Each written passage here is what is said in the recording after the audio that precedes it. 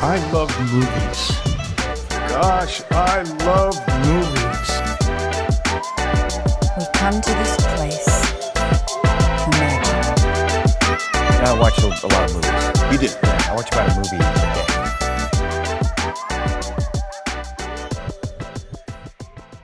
Welcome to Cinephomaniacs, a podcast by and for movie lovers. I'm Andrew. And I'm Peyton. And today we're talking about Spider-Man Brand New Day. But first, we're going to briefly discuss what else we've been looking forward to lately in a segment we call Added to Watch List. So, after having a very Marvel-focused conversation last week, Marvel had their panel at Comic-Con this weekend.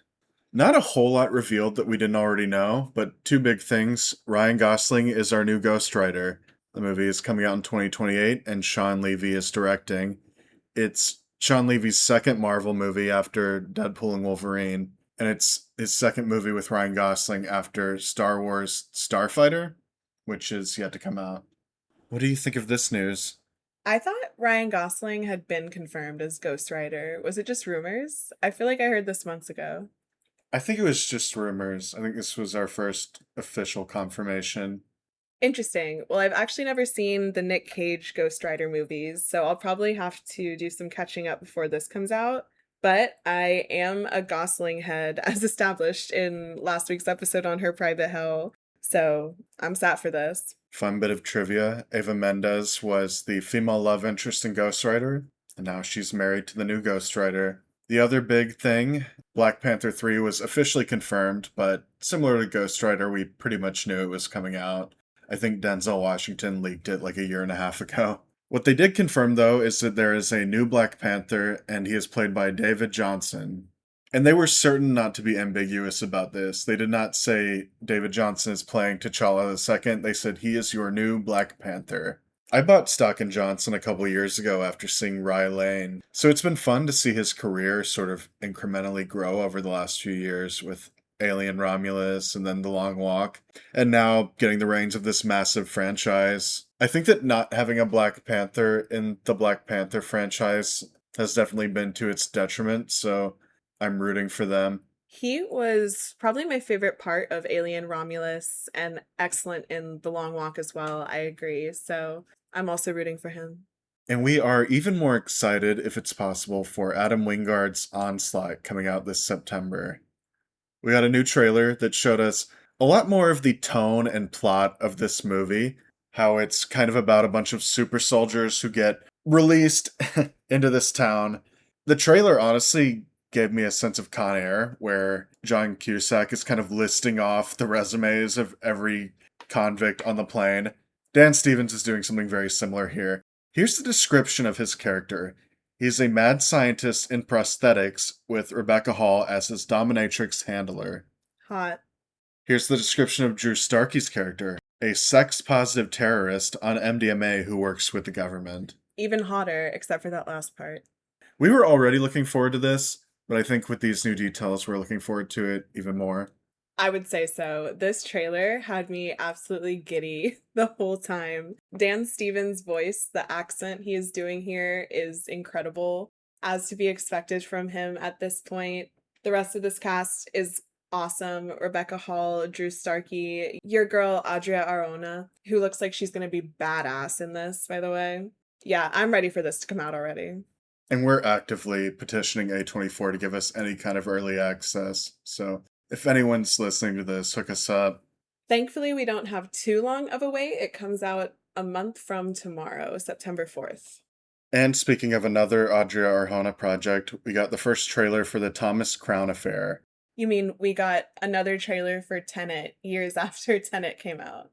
It's very Tenet-coded, just visually, with Kenneth Branagh as the villain, with the main stunt being the sort of reverse bungee jump.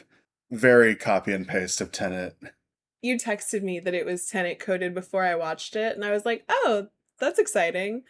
And then I watched it, and it was just a trailer for Tenet. It's crazy. You weren't expecting it to be copy and paste? No. This is the third Thomas Crown Affair, after the 1960s version with Steve McQueen and the 1990s version with Pierce Brosnan. Michael B. Jordan stars and directs. This is his first major role after his Oscar win for Sinners. It's the second movie he directed after Creed 3, something I really enjoyed. And he's been trying to get this off the ground since 2016 with Amazon, and looks like it's finally coming out. The plot should be similar to the other two Thomas Crown affairs. This is about a wealthy, brilliant art thief who falls in love with the woman investigating him. That woman being here, Audrey Arjona. So we should get some very steamy scenes between her and Michael B. Jordan. Let's see if their chemistry can beat her and Glenn Powell from Hitman. That is a high bar to clear, but I think maybe Michael B. Jordan can bring it. This looks like a more actiony version of the Thomas Crown affair than the other two, just based off the trailer. I think with the pedigree behind it, I'm very much looking forward to this one. And this comes out March 5th of next year. This next section is something we call Remove from Watchlist, where every week we try to chip away at just a few of the movies Andrew wants to watch on Letterboxd. What are you at right now, Andrew? 54,056. So we're not at angel numbers anymore, but we're still going down. I'm so proud of you. We are a mere 56 away from 54,000. We just had the pleasure of seeing an early screening of Tony, which doesn't come out until the end of August and was directed by Cinephomaniacs' favorite, Matt Jonsson. Stars Dominic Sessa, Antonio Banderas, Leo Woodall, along with Amelia Jones and Stavros Halkias. This is the A24 film based on the early life of Anthony Bourdain, based on the first few chapters of Kitchen Confidential. So Dominic Sessa plays Bourdain, fresh out of high school, going to work in a lobster restaurant over the summer with Antonio Banderas as the head chef.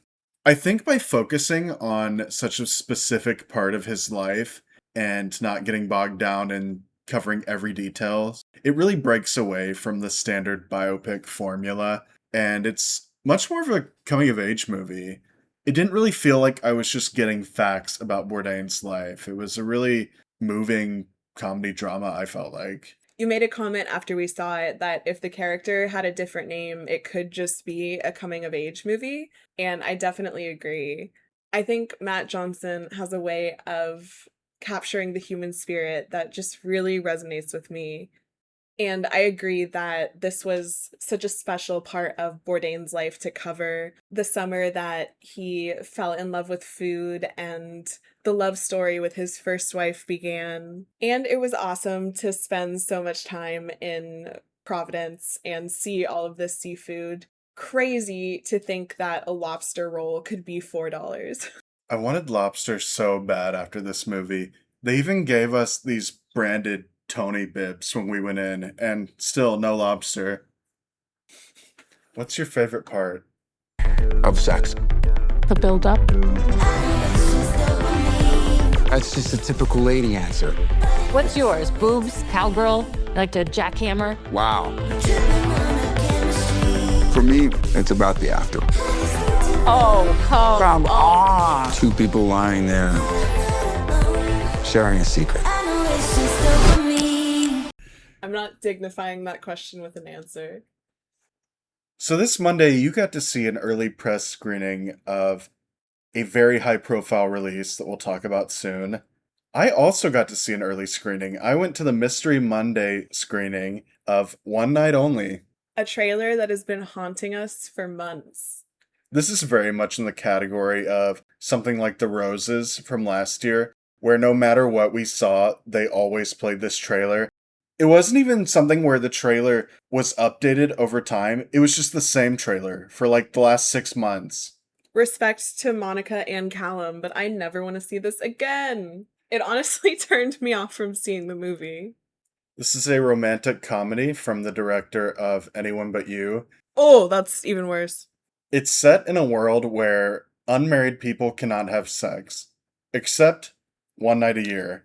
And I'm sorry, there would just be anarchy in the streets. This is an unacceptable premise for a rom-com. I think the focus needs to be on the tyrannical, puritanical, fascist government that's enforcing this, because that is crazy. To think that people would just accept that, I don't buy it. You might hear that premise and think, well, how would that work? How would the government enforce that? And they do have answers to these questions in the movie. but I think each answer kind of raises more questions. It's absolutely one of those high concepts where if you think about it at all, it really falls apart. Was the acting better than Anyone But You? We do have Oscar nominee Monica Barbaro here, so. I would say the acting was better. I think that a lot of the best jokes are not in the trailer, and we get some sweet moments and surprises throughout the movie.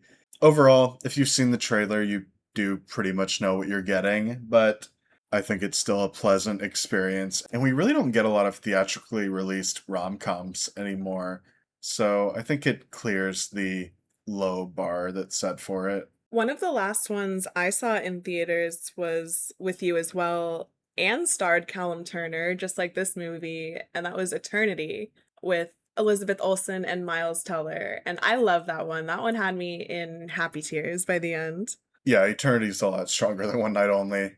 If you're going to buy a ticket to One Night Only, I would direct you away and instead tell you to go watch Eternity at home. Actually, a movie I've already mentioned, Rye Lane. If you want to see a kind of lighthearted rom-com released in the last few years that's all set on one night, watch Rye Lane with David Jonsson. And I also got to catch an older one in the theaters this week, Neon Genesis Evangelion. I'm not a huge anime guy by any means, but this is one of the few that I've followed over the years, so it was very fun to see this movie in theaters. I think out of all the Evangelion media, this is pretty much the most beloved one. It's definitely my favorite, and there were a lot of people who came out for this screening, people who'd seen it 100 times, people who'd never seen it before. There were more people in the theater than there were seats. I'm not really sure how that works, but people were like sitting on the ground in the front to watch it. So very neat to see this in theaters. One thing I forgot is that the credits for this movie are in the very middle for like 5 minutes. And I think if you didn't know any better, you might just walk out at that point. For me, it worked out because I just got a quick bathroom break and got to come back. I've never heard of people sitting on the floor in front. That's wild. I have a lot of questions for that group. When I came to the theater, there was only one other guy there, and he says, I feel like I got ripped off. So I'm like, oh, why? He says, because it says end of Evangelion on the sign, but every other sign cuts the word off early. I wanted to say end of Evan. My name's Evan. One that we've been covering on some of our previous episodes, the Apple TV show Cape Fear recently came to an end, and honestly did not deliver a finale that I loved. I've really been hyperfixating on this show over the past few weeks, and I think episodes 8 through 10 really went downhill for me. I still enjoyed it overall. I wouldn't say it was a bad show or anything, but it didn't finish as strong as it started. Javier Bardem continued to pop off the entire time, though. Never missed a beat. That's a shame, because I know you were really rocking and rolling with this in the middle of the season. And I agree, I don't think it really stuck the landing. They throw a few twists your way at the very end, which I don't think either of us could have predicted based on the information we had, but didn't really make up for the lack of narrative integrity, I guess you might say, the overall ridiculousness of it. We'll have to catch the Scorsese film soon and see what you think of that. Yes, and the original. And the Simpsons one. Most importantly, the Simpsons one. The, Bart, the. Well, it's all right. It's showtime, folks. And now, for the reason you're all really here, let's talk Spider-Man Brand New Day. And we just want to put a spoiler warning out right off the top. Yes, this is a difficult movie to discuss without getting into spoilers, including one major character who they've stubbornly refused to announce who she was playing up until now. If you haven't seen it, go see it, come back and listen to the rest. You saw this one before me, tell me about that. I actually got to go see this with our friend Sarah, Just Too Good and or Just To Film on YouTube and other platforms. She was kind enough to invite me to an early premiere about a week before the film actually dropped. So that was really exciting. It was pretty full, and there was a lot of applause at different points throughout, particularly when Sadie Sink's character is revealed. So it seems, at least for some fans, Marvel holding out on who she was playing did pay off. Was this more of a critic screening or an influencer screening? I'm not sure, to be honest. It's interesting to hear of them clapping during the movie. I figured critic screenings would be kind of quiet. Did you get any goodies? No. Okay, so A24 1, Sony 0. What has been your experience with Spider-Man up to this point? I know I was shown Tobey Maguire's movies when I was little, and I love them. I think they're very fun, but I remember always thinking he looked way too old to be playing a high schooler. And I maintain that to this day. I think that always takes me a little bit out of his movies. And it's not just him. Andrew Garfield, while some say the quality of his movies are questionable, I adore him as Peter Parker and really have a lot of fun with them. I also like Dane DeHaan a lot, so it's just always fun to see him in a movie.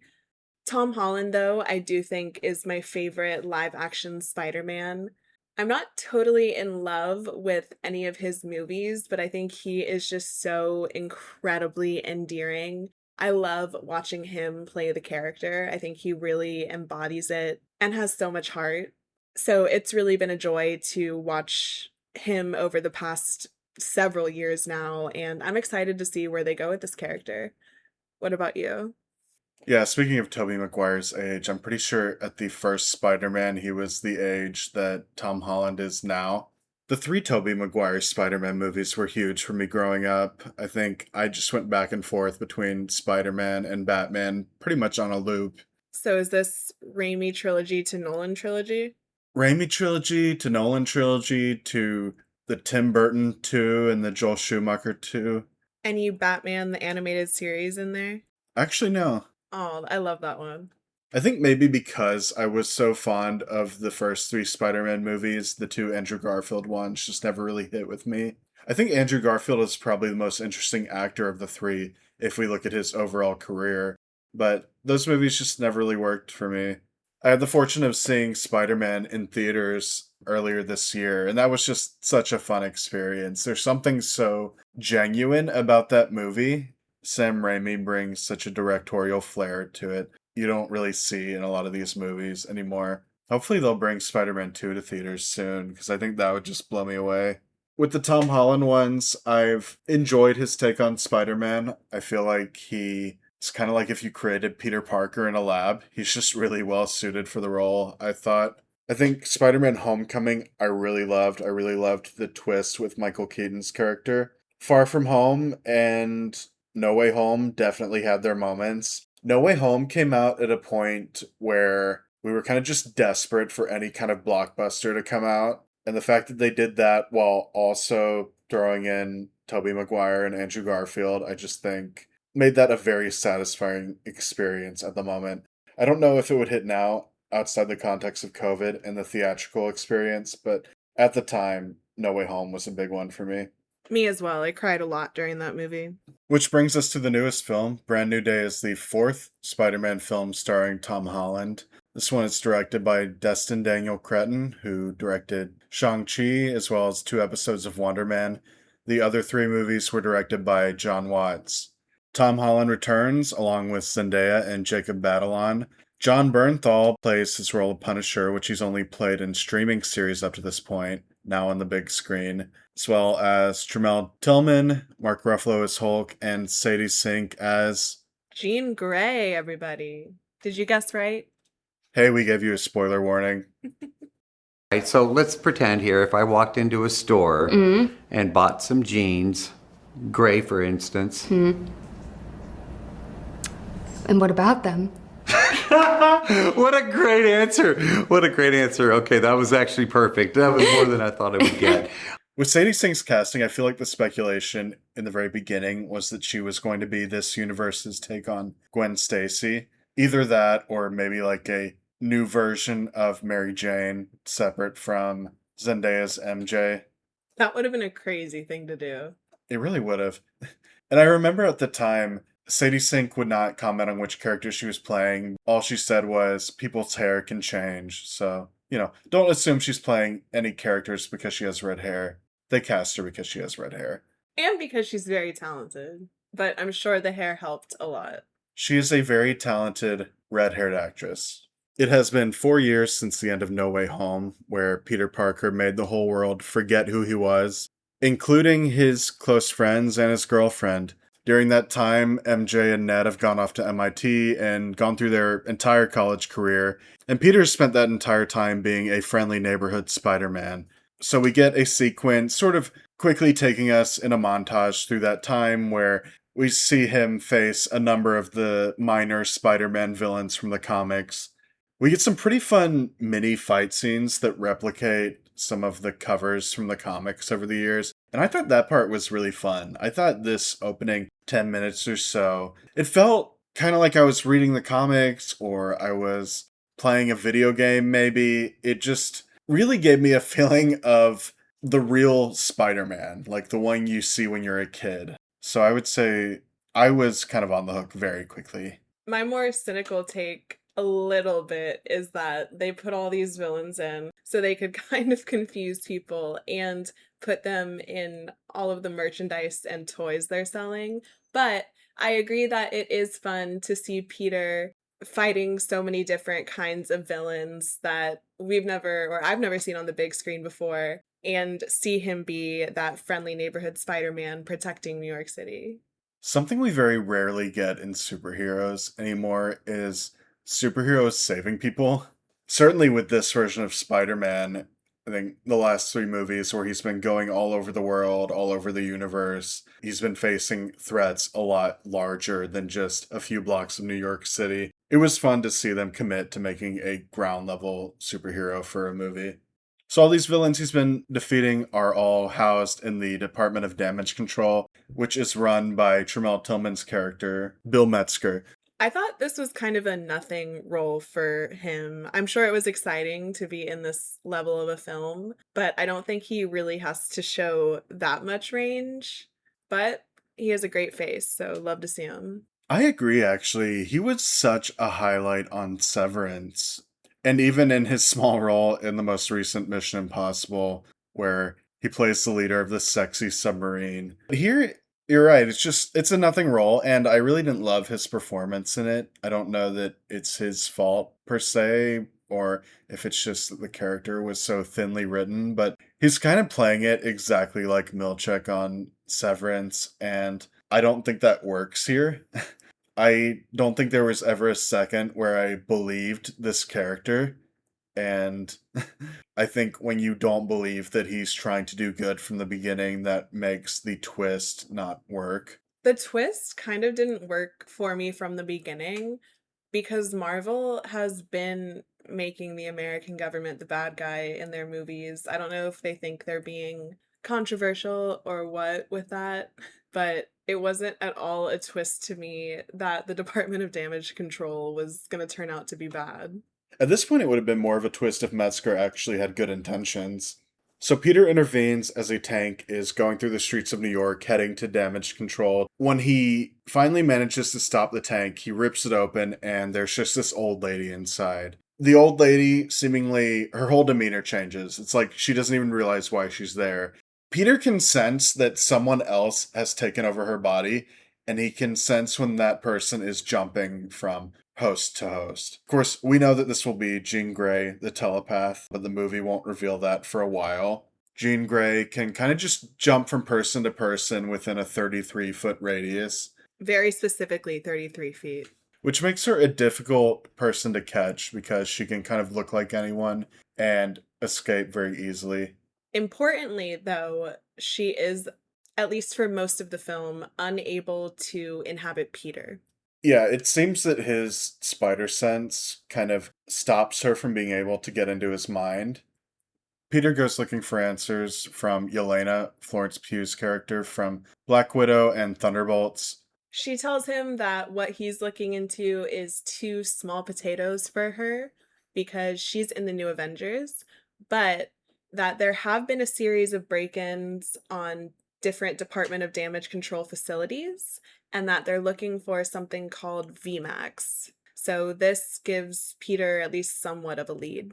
When I heard VMAX, I could just picture in my head someone kind of pulling up a screen that unscrambles the word and shapes it to say X-Men. Not what we end up getting, however. Thank God. And honestly, there's no real reason Florence Pugh is in this movie.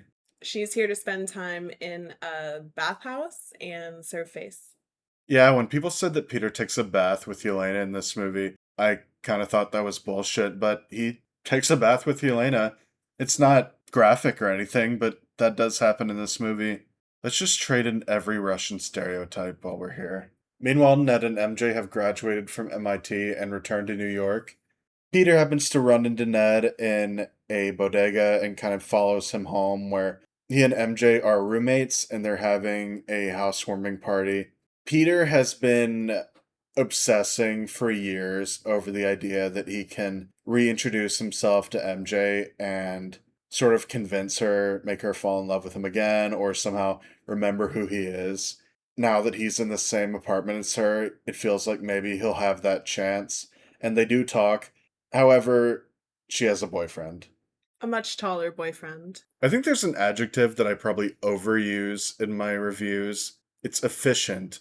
We only get one scene of the handsome boyfriend, and I think another version of this movie would bring him back for 2 or 3 more scenes, but no, just that one interaction was what we needed for this story.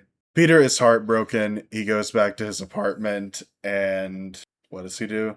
Who knows? But his high emotions trigger something in him. He passes out. When he wakes up, he's in a web cocoon in the alley, and also in his underwear. And I don't think they say how long it's been, but it feels like it's been a few days at least that he's been kind of passed out. Oh, I got more of the impression it had been about 12 hours or so. Okay. Well, he's covered in webs, and so is his apartment. And he quickly realizes he is now producing webs from his body.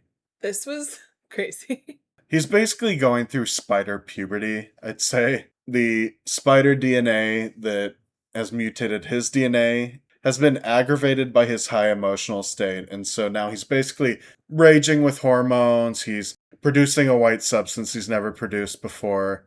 There's a scene where he's learning to use his new organic web shooters, and after he shoots some out, he kind of uses his thumb to sploosh out the rest from his arm, and it's just disgusting. It's disgusting. I almost can't believe it's allowed. And Peter thinks it's disgusting too. And he also has heightened senses now, which just make it very difficult for him to even be Spider-Man. He can't control the organic webs in the same way he could with his man-made webs. And he has these very bad headaches because he just hears every sound now. That would be horrible in New York City. Oh my god. He goes looking for help from Bruce Banner, who's a professor at Empire State University. I have a question about this. Yes. Is one of Mark Ruffalo's Hulk's most infamous moments / lines in this franchise the "I'm always angry" thing, in which he reveals that's his secret to keeping the Hulk under control? Yes. So why does he need an inhibitor to help him keep the Hulk under control? I don't know. That doesn't make any sense to me. I feel like looking back on all of his movies, at least when he plays Hulk, not all of Mark Ruffalo's, that's the only moment I can remember crystal clearly. It's infamous, almost. What do you mean he can't control it? I haven't watched any of the Disney Plus shows since season 1 of Loki, to be fair, but I feel like something's missing here. Well, the last time we caught up with Hulk, he had figured out how to control Hulk even when he was in the Hulk form. So you're right, he's seemingly lost that ability, and now he wears this inhibitor bracelet all the time so that he won't mutate against his will. So Peter comes to him asking questions about how he can create something like that to suppress his own mutated spider DNA, and they throw out a bunch of gobbledygook, but basically he figures out how to do it. However, this is very dangerous, and it's suppressing a part of his DNA, which thematically, let's say, is like suppressing a part of himself. While he's doing that, Jean Grey has figured out his identity and been inside his apartment. I guess it pays to be a telepath. She even finds his letter to MJ, so she begins heading to possess MJ as well. This is kind of a fun scene because, of course, Peter has a pretty efficient way to move around the city with his web slingers, but so does Jean Grey, being able to move from body to body. And in New York City, there are definitely people within 33 feet of each other, much closer, actually. So they're kind of racing through the city to see who can get to MJ first. And I did think that was well done. He thinks he gets to MJ first, and she seems to figure out that she knows him and figures out who he is. They kiss, and she remembers him. And then it's revealed that it's not actually MJ. It's Jean inside of MJ's mind. I figured this would be the case, as I'm sure most people watching did, because it would have been really insane to wrap that plotline up that smoothly and quickly. Better just not wrap it up, but we'll get to that. Jean has MJ jump off a roof, and Peter manages to save her.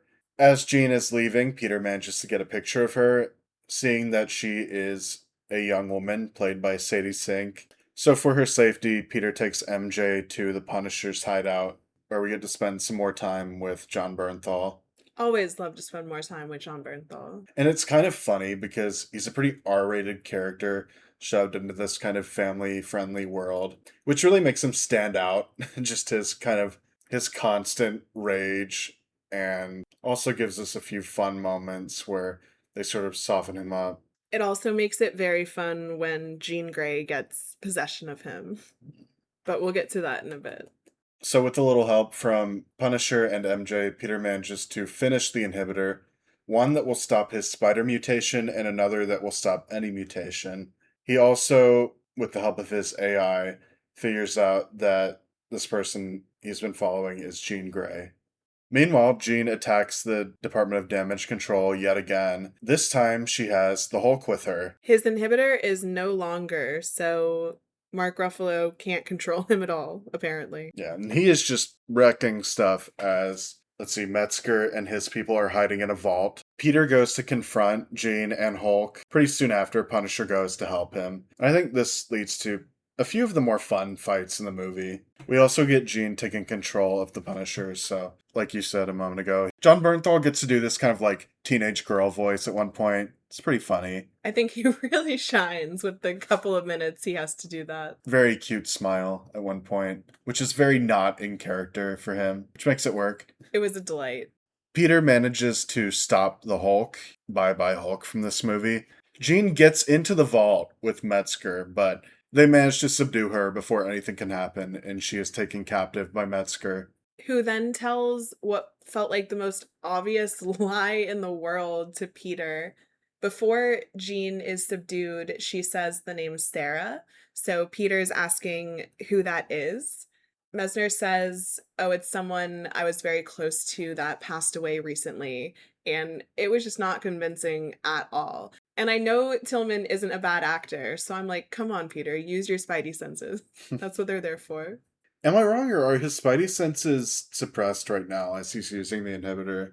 They're suppressed from the high levels that they've been amped up to, so they should be normal now. He should have his normal Spider-Man powers, which include the spidey senses. Yeah, and this is probably the most egregious scene with Metzger, but like I was saying before, I think this character just...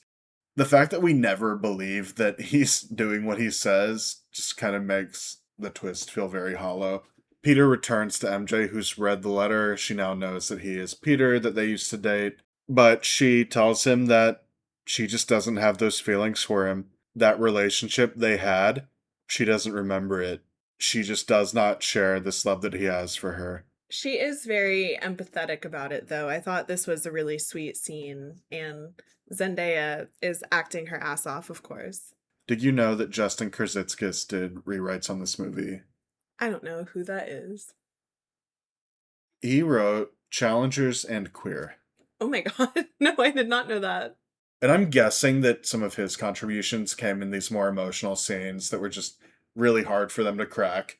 We don't know what the script looked like before, so maybe he was just performing miracles here on those scenes. Peter returns MJ to her apartment because she has to ask him to give her a ride, which is a kind of funny concept that the way it's executed actually makes it really emotional. Like, imagine having to be that close to someone that you've just kind of let down easy. Or to be the one that was just let down easily. When they get back to the apartment, MJ tells him that he should come up and talk to Ned, which he does, And he doesn't reveal that he's Peter, but he does spend some time with Ned, and they quickly fall back into just being best friends, basically.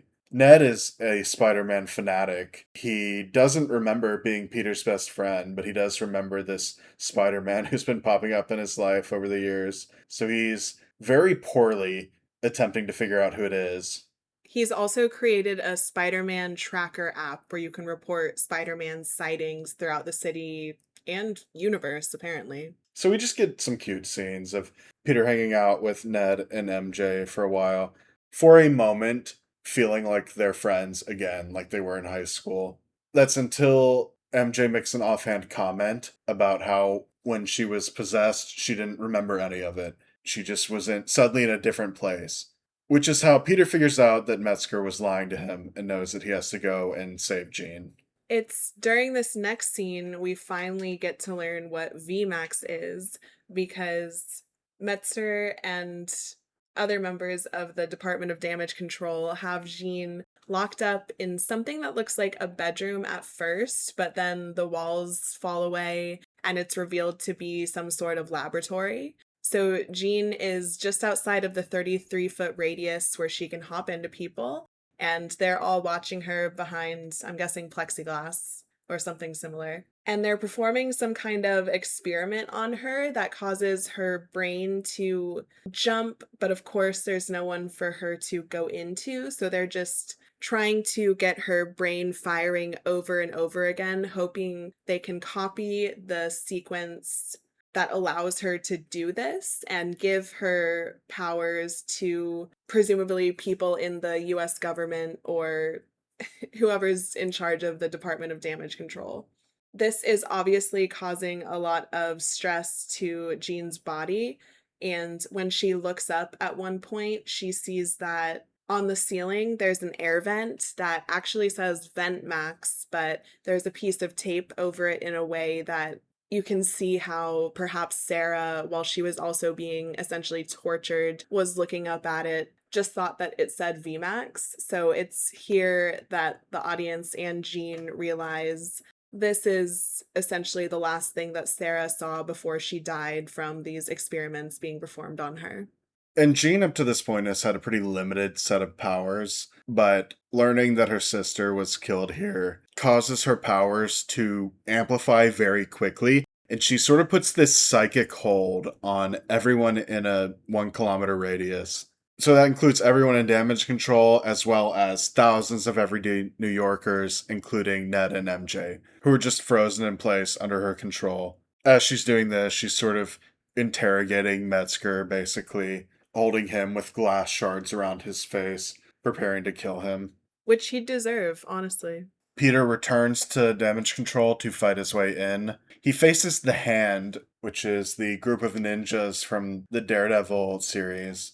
They're depicted in a very fun way in this. I think their fighting style, it's very Crouching Tiger, Hidden Dragon.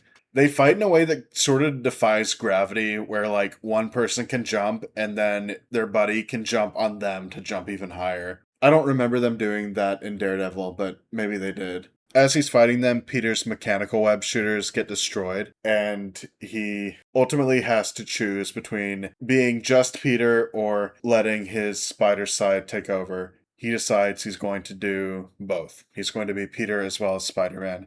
So he removes his inhibitor and allows the stronger spider mutations to take over, except this time he can now control them. Thank goodness he learned so quickly, even though Hulk needed the inhibitor and everything. He manages to fight his way through the Hand, and because he's still Peter, he doesn't kill them. So he'll like throw them across the room, but then web them against the wall so they're not hurt. He does this like spin move where he's webbing everyone, which I guess every superhero movie just needs now. I remember Superman kind of doing a spiral move as he lasered everyone. That was fun in Superman. Another hero purposefully not killing. I feel like Superman killed some people in that movie. I saw a really funny edit when I was still on Twitter that was comparing David Cornsweet's Superman and Henry Cavill's in terms of casualties caused by their actions. So Henry Cavill would like throw a bus and it would hit a building or take out a bunch of people. And David Corenswet was actually taking care to not do that or to stop things that were hurling towards crowds. And it leads me to believe he doesn't kill people. I'll have to watch that video. Peter reaches Jean, and this time he allows her into his mind so she can see a memory of Aunt May, which sort of consoles her and kind of gives her the mother figure she never had. We learn that Jean and Sarah's mom basically stopped acting like a mom when their powers started manifesting. We get this kind of weird CGI Tom Holland, but luckily they don't show it too much. This experience convinces Jean not to kill Metzger. Unfortunately, during this very sweet moment, Peter's Peter Tingle starts going off and he realizes a bullet is whizzing toward Jean, courtesy of the Punisher with a sniper rifle. So he pushes her out of the way and takes the bullet himself. Of course, at this point, this horrifies Jean and she's trying to save him. And even though we've just been told that she was keeping everyone within a 1 kilometer radius frozen, meaning the Punisher was outside of that radius, he's somehow able to get to Peter immediately and rush him to the hospital. So that's awesome. Well, I think she's released everyone from her control at this point, right? Yes, it's just funny how quickly he would have had to get there given the distance. Sure. She uses her abilities to help keep him alive, apparently. Or her voodoo shit, as the Punisher puts it later. They manage to get him to the hospital, where he is saved by the hospital professionals. And the city of New York sort of worships him through this. He took a sniper rifle round to the chest, it looked like, but apparently he's okay. I guess no vital organs were hit. Famously, no vital organs in the chest. The Punisher and Peter have a pretty sweet moment here. The Punisher even puts Spider-Man's mask on and looks out the window at the half of New York City that's currently outside the hospital, so Peter can kind of escape without being noticed. And just seeing the level of support he got from the city is very meaningful to Peter. He visits Aunt May's grave, as he does regularly, and this time he tells her that he doesn't need to be alone to be Spider-Man. We see him running into Ned again in the bodega, except this time he goes up to him to introduce himself, and he initiates their very elaborate secret handshake, where Ned slowly realizes he still remembers all the moves. And then he looks at Peter and recognizes him, and that's where the movie ends. Until, of course, the post-credit scene, which actually doesn't include all that much. I feel like the post-credit scenes the last few movies have been pretty light. Well, they've really backed themselves into a corner in that they have to do them. So I think they're just tacking stuff on at the end now to appease Marvel's fan base. Yeah, we get this quick post-credit scene where we see the Spidey Tracker app shows Spider-Man disappear from New York, but then it detects him in outer space. We will see what planet he's on and why. Maybe Secret Wars. I presume that's just an Avengers Doomsday tease, but whatever. And of course we get that final postscript, Spider-Man will return. I was more positive on this than I think I sounded like I was during this episode. Again, I think Tom Holland is just the perfect person to be playing this character. I think all of the acting is very good here. I like the relationship between the Punisher and Spider-Man a lot. I like how they handled MJ and Peter and didn't just immediately give them reconciliation. I thought it was sweet ending it with Ned. I hate that they're just breadcrumbing us a little bit, like knowing we'll tune in again, because not only are we invested in Peter and MJ at this point, but I think most of the world is invested in Tom and Zendaya as a couple. I know we certainly are. Who is most likely to be able to finish the lyrics to one of the most iconic songs of all time? The lyrics are, "Don't stop, don't move, just keep it there, keep it right there." Oh. I don't know. I have no idea. That's my song, guys. Shit. Yeah, that's replay. So thanks, guys. Fake fans. Yeah. Wow. Yeah. You know, you think you know someone. You know, and that's all right. Oh, you guys need to stream replay. It's okay. It's all right. Oh my God. That was the Wrong. Well, that was a gotcha. That was like a that's I'll be that was a holding great that question. over your head. that's a That was a great long gotcha time. journalism. You just got your clip, right? That's crazy. I know what you guys be listening to this Wow. afternoon then. Okay. Yes. James Zendaya. We will be listening to. Wait, I do know that song though. We actually did listen to it before. But also, to be I fair though, have when listened. somebody speaks out lyrics, it does. Without like the it's- rhythm and the singing. Yeah, it's very confusing. I just missed the dance, the little heel up moment in the Ooh. dance is what I need to know. Yeah. Okay. Hey. This wasn't my favorite movie ever, even my favorite Marvel movie, but it certainly was one of the better ones I've seen in the past few years. I'm excited to see where Spider-Man goes next. Well, unless that's Doomsday, I think that will be pretty bad, but I'll still be seated for this character. I enjoyed this a lot. I think, like you said, as we go through the beats of the plot, it maybe sounds more negative than the actual experience I had watching it. For me, there was just so much heart to this. The direction from Destin Daniel Cretton had so much more life and energy than some of these movies have had in the past. I really like that we got a movie that was just about Spider-Man. Now, there were a lot of other characters in this movie, and one of my fears going into it was that, having the Hulk and the Punisher and all these others in it would distract from it. I think it kind of works because it's all still serving Peter's story. It'd be one thing if, like, Hulk was having his whole other plot on the side, or Punisher was having his whole other plot on the side. But they pretty much only exist to the extent that they need to for Peter's story, so I actually don't feel like it distracted that much. Agreed. They didn't do the thing where it's just a series of cameos the entire time. What did you think of this version of Jean Grey? I thought she was awesome. Sadie Sink was very fun to watch. I liked this interpretation of her powers a lot. It was unlike a version of the character I've seen before. I haven't seen all of Sophie Turner's movies, to be fair. You're not missing much. She really was powerful here for me. A highlight of the film, for sure. Yeah, I think the worst thing about this character was just the outside context of Marvel not revealing who she was. But that's not really the movie's fault. It would have been cool to know she was Jean Grey up front and see them embrace that character and this take on it instead of hiding it. I'm not super familiar with this character from the comics. I only know the movie versions of her. So I think it's interesting seeing this younger version of Jean Grey who hasn't been mentored by Charles Xavier yet. It is interesting that this major character was introduced as a Spider-Man villain in the MCU. Sadie Sink is pretty young, so I think they've got a lot of time to kind of turn that around and turn her into one of the X-Men, however they decide to roll them in. And she's definitely not a villain by the end of the movie. So they're already starting that turn. I liked the fight scenes. I thought the hand were really fun in this. They don't really need to be there, but it was really cool to see these sort of martial arts inspired fight scenes. That was one of the highlights for me of Shang-Chi a few years ago, and we've got the same director and the same stunt coordinator here, with Destin Daniel Cretton and Peng Zhang as the stunt coordinator. Peng Zhang has been the stunt coordinator on a number of these movies. He also did Twilight Breaking Dawn Part 1 and 2, but I don't know that any of them have quite let him shine like this in Shang-Chi. I felt like MJ's story wasn't really concluded. I think the last thing we see of her, she's frozen by Jean Grey, and then she's not. I think that's the last thing we see of her. So we don't get any kind of real wrap up with her and Peter after that. That's what I'm saying. They know we'll keep tuning in for the Tom Dea of it all.